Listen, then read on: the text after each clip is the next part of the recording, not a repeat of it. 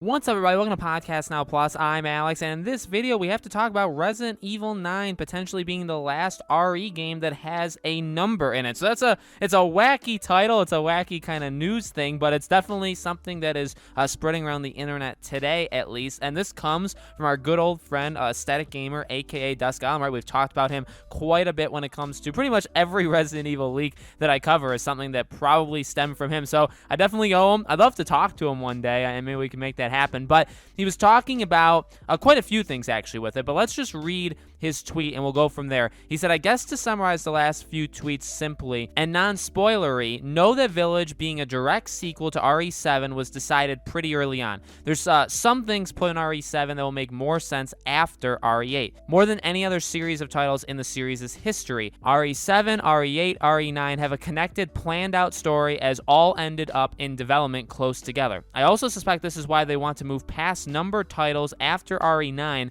to tell more self-contained stories rather than have to plan out stories ahead of time, but it's cool here. So, it's an interesting thing to ask, and I definitely want to throw my opinion in there of whether I like them kind of dropping the numbered stuff. But I think that's it's a cool information tidbit to have, right? What I've been just so always confused about, even from I'd like his clarification, because what Dusk Golem once said about RE Village is that it was actually Revelations 3, is that it started out as Revelations 3 and they changed the story elements to make it RE8 or RE Village, even though it's not called RE8. Obviously, it's the 8th Resident Evil. So I'm confused as to how that because that definitely contradicts what he just said in that no, this game was designed to be the next one very early on, because I'm not calling him out. I just feel like he's said the opposite of that before, and maybe I'm just getting things mixed up because these RE rumors, they definitely can get a little messy. But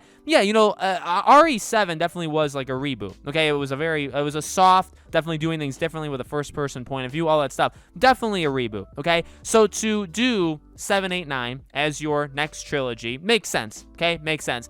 I don't know if I love or even like the idea of after 9 is over, you just stop. I think what they have planned out, with like Outrage and, even I guess that's Revelations 3, technically it's like its code name.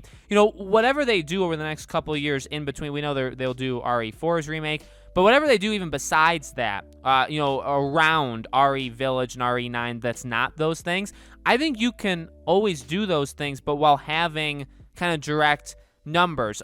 It's conflicting because after 5 and 6, the RE franchise was in complete disarray, right? It was kind of all over the place, and they really did need something to kind of send it back to its roots and also do things differently and also literally reboot the franchise in a new trilogy. So I guess thinking about it that perspective, yeah, after 9 is done, could you just do random games here and there? Yeah, I think you could. But at the same time, I don't know, looking at even the Marvel format, and I get movies and games are very different in that way. You can't replicate that kind of stuff very easily, but to have maybe spin-offs, have one-offs here and there, but to have them come together, and in this case, so Marvel would be like Avengers, right? That's where they all come together.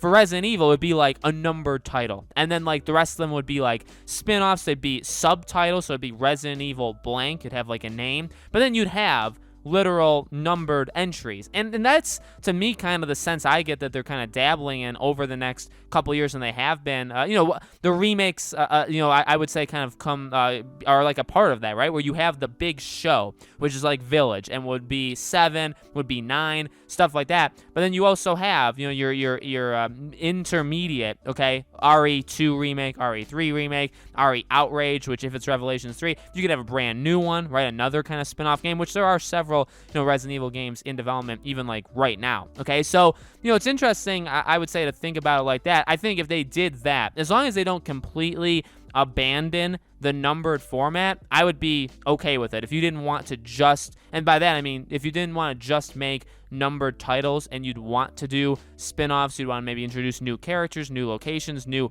things just in general, But then if you kind of brought, now I don't know if you'd have to bring them together, like you're introducing these characters like Avengers, say, like where you do Iron Man, and then you're going to bring Iron Man into the Avengers movie. So like if they did RE blank, just give it a name, and they introduce these characters, do they appear, some of them, maybe all of them, maybe none of them, maybe a couple of them, do they appear in the next RE10? At the same time, maybe like he's trying to say, if you say RE10, does that come right after 9? And that sounds kind of stupid. It's like obviously 10 does come after 9, but they're so disjointed, right? You have like RE1 through 4, then you have 5 and 6 going kind of way off the deep end, then you have 7 and 8 kind of bringing it back, right? But also reintroducing Chris. So like they are connected, but 7 is so far away from 5 and 6, and 5 and 6 are very much far away from 1 through 4. You know what I mean? So there's like distance there. So if you did an RE10, you could probably just do the same thing where it doesn't have to be, it's not like I don't even know what you would call, a 4-movie arc, right? It wouldn't necessarily, or like a 4-game arc. It wouldn't necessarily be that. It would be RE10. It would be called that, but it would be very distant. It would distance itself from the last trilogy, from 7 through 9. Then you have 10, and it could be kind of its own thing. And then you have like 11 maybe connected to it. I mean, I get it, because you don't want to be bound maybe by the game right before or right after you. Okay, so like thinking it in that point of view kind of makes sense. It's just, I'm a numbers guy. I'm like an analytics guy, and I guess numbers in games also are something that I'm kind of weirdly interested and like into. So like removing them all together just wouldn't be. I know I kind of took this and I was trying to like find a way to go down this idea or this topic. I think I did it pretty well though. So let me know, guys, in the comments below, what do you think? What do you think happens after RE9? Again, do you think they take a break and they just do spin-offs? Do you think they do spin-offs with the intention of bringing them together for numbered titles? What do you think happens? Let me know. As always, make sure you guys are subscribed. Make sure you guys have the bell icon turned on. And by the way, thank you for 3,000 subscribers. We hit it yesterday. You guys absolutely rock, whether this is the first video or the 100th or the 300th video you guys have watched. I really, really appreciate it. On to 4,000 now, so let's get going. And thank you again. Honestly, though, thank you so much for watching. I hope to see you all on tomorrow's video.